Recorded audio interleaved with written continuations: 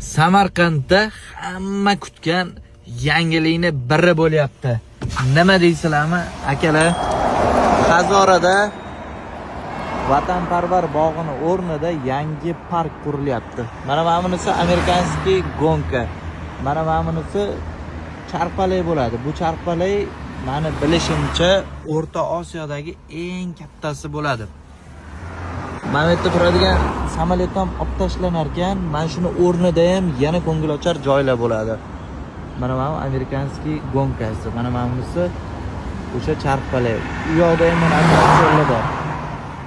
Ichkarida juda ham ko'p attraksionlar qurilgan. Ancha-muncha mehnat ketyapti. Menimcha may oylariga ochib qolishsa kerak, lekin hali nomi aniq emas.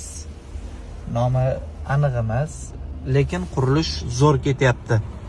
Nima deysizlar? Samarqandga shunaqa park kerak edi. O'sha hokimimizni tashabbusi bilan parklar ko'payyapti. Mana shu eng kattasi bo'ladi.